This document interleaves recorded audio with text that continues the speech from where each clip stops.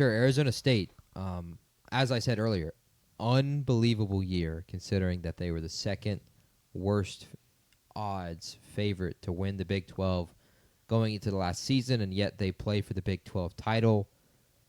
And they're in a spot in the Texas game where they are completely in control of that game. Targeting is not called for whatever reason, and they end up losing that game late to the Longhorns in Atlanta, Georgia. But an incredible year from Arizona State, from Kenny Dillingham. He has quickly became one of the stars of college football from a head coaching perspective after one very productive year. And now there is a ton of pressure on them, and Kenny is, at least from what I've seen, trying to handle that as best as he can, not allowing the team to raise their expectations internally, making sure that they stay humble would be another way to put that.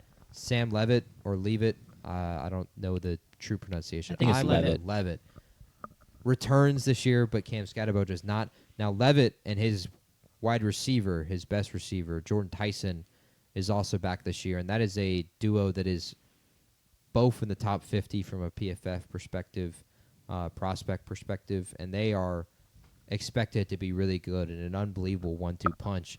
And they really kind of were last year as well. Jordan Tyson, 1,100 yards, 10 touchdowns. And if you remember, he didn't play in the Big 12 title game or in the playoffs. So much of the national audience did not get to see Jordan Tyson because I guarantee you none of them watched a single Arizona State game that entire year. I think I only watched one. So you only watched them when they played against the Bulldogs in Mississippi State in that late night classic. Not a classic. We just covered the spread late. I don't think we covered, to be honest. But much of the media has not seen Jordan Tyson. This guy's going. I think he's going to be.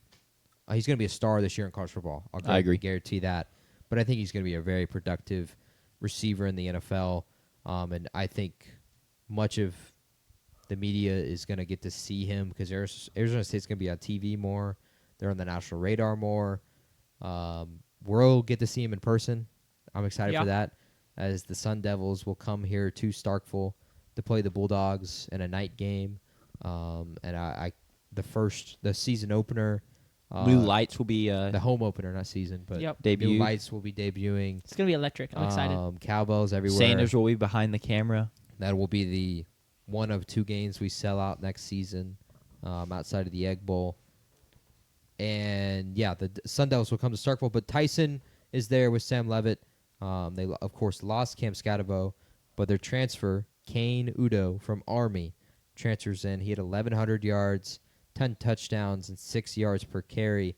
And, again, an option offense, but still a productive running back for Army. And option offenses feature tons of running backs and quarterbacks even that run for a ton of yards. So still 1,100 yards as a running back in an option offense is very productive, and he is expected to be productive for Arizona State this year, just not to the level that Cam Scatterbo was he was last year. Keyshawn Elliott, linebacker, someone to look out for, 65 tackles, 2 sacks. Sanders, you have a note on Keyshawn Elliott? Do you know why you put Elite 2023 there? He had over 100-plus tackles in 2023, was much better. Had a bit of a down year last year. I'm really glad you remember that because I do not remember why I put that there. So, I put it. I did this. I put it. Cool. Yeah. So he's someone that, like, if you're looking at guys, he's someone I circled to maybe take a jump back, play his way back in the draft conversation, and lead this defense. Key points, you want to just go and get into that first one there? Yeah, I am really interested to see what this Arizona State team looks like, led by Kenny Dillingham, because last year their entire mantra and personality was built around being the hunter, right? They were picked last, and they kind of carried that as a chip on their shoulder. And now they're going into this year, and they're number 5 in the favorites. They're 3. Right up there in that top tier. Yeah, they're up there. Odds. Yeah, and it's close, but they're up there. Tied second. Yeah, they tied for second. Thank you. And in then the Big 12, you're saying? Yes. Yeah, tied and second. won it last year. And so what is this team going to look like now that they can't really carry that same chip on their shoulder? Now they're the hunted. I'm not quite sure what to expect because it worked so well for Kenny Dillingham, and it worked so well. We can talk about Cam Scatterbo in a minute and losing him, but their whole team just played into that so well, and it kind of fueled them, I think, a lot of the time. So I'm interested, what do y'all think, or what are your expectations for what this team will look like now that they are the hunted and not the hunter? Straight, like, I trust Kenny Dillingham, honestly, to lead this team and to figure that out. Even if it's not the same messaging as last year, because like you said, they didn't get picked to finish 16th. But he's a guy I've kind of fallen in love with. He's a football guy through and through. I saw something, he was like, yeah, I get to the office around 7, and he leaves at like 9. Yeah. So with that, and then Sam Levitt is another. I expect him to have another good year, and that's one way to kind of, I guess, handle being the hunted is if you have a leader on the field, especially at the QB position, Yeah. that can kind of shoulder some of that weight and some of that burden, and he's a guy I expect to do that. So I'm not too worried about it personally, but it is an interesting question. Yeah, I think that Sam Levitt is the huge part. If he's going to be what he is already being touted out to be, and for Arizona State to find success, he's going to have to be that. He's going to have to be super productive. And like I said earlier, it feels like a quarterback-driven league and not a roster-driven league like we'll make it into in the SEC and Big Ten conversations later down the road. But he's going to have to be really good. He's going to have to rely on Tyson a ton. But my main concern with Arizona State, I will get into in a couple minutes. We can get into this Cam Scatterbo conversation first, though. Yeah, when you talked about Kane, is it said Kane? Is that how it said, not Kanye? Oh, I think it's just a read it misread. Yeah. Oh, okay. It's spelled Kanye, and I was like, Shout out that's Kanye. that's an odd pronunciation. Anyways, The Army running back, yes, Kanye. the Army running back. But you didn't mention Raleek Brown, so I was looking. They have him. He was injured all of last season, but he was the number 3 running back in the class of 2022. He spent 2 years in USC, and then he was hurt all of last year. So that could be a really good 1-2 punch. It's definitely not gonna. It feels like Moneyball. You cannot find a guy to replace Cam Scatterbo, but you can make up for him in the aggregate. So I do like the 2 pieces they brought in, or they already had one on the roster, but I do like the pieces they have to try and kind of continue that run game. I also this is another really cool thing. The Big 12 is just, all of college football is riddled with transfers, right? It's kind of just the way college football is people leave, you bring guys in. Arizona State is only one of 3 Big 12 teams to start only 4 transfers. That last year, like projected starters for this next year. This year, projected starters Okay, for this gotcha. year. So going into 2025, only 4 projected starters are transfers. And I think that's going to be really helpful as far as continuity goes. I think that's going to be really helpful as far as chemistry goes. I mean, these guys, in this era of college football where guys come in and you're playing them, y'all are all together starting in the spring, and you don't get to practice as much. You don't have 2 years or 18 months of practice under your belt like these guys do. I think that could be really beneficial. And then 9 of those starters, and then they also return 9 starters on defense. So there's just so much continuity in this team that even with the loss of guys like Cam Scatterbo and even with the change in dynamic, I've got a lot of faith in this team to carry over a lot of the success from last year. Yeah, Keyshawn Elliott, we talked about earlier. Xavier Alford is someone to look at too, corner. He had 85 combined tackles last year. 40 solo for a corner who played corner. He didn't play slot. He didn't play in the box. This is a guy who played corner, had 40 solo tackles. Also had 2 picks as well. But the big thing for them is they were really productive for a defense in the Big 12. Yeah. 31st in points per game, 32nd in yards per game. And for a Big 12 team, that's actually really good considering the level of offense that has historically been in this conference. So and it's also out of us, like if you're looking at, there's 136 FBS teams. So it's not like the NFL where you're 31 out of 32. You're in the top quarter of they're teams. not worst in college football. They're up in that top quarter. They would be worse in the NFL, though. But defense, I think, is going to be a strong suit for them. And now I'll get into what I'm actually concerned, though. Pull up the odds real quick, if you don't mind, and then we'll pull up their schedule. Actually, pull up their schedule first. Yep. They play 5 road games this year. Those 5 road games are here in Starkville, which will not be easy for them. I'll go ahead and tell you that. I don't care how bad our team is. That's not going to be an easy game to win. Hopefully, if we can stop the run. If we can stop the run, I don't think it'll be easy. It realistically wasn't. We almost came back last year. Sure.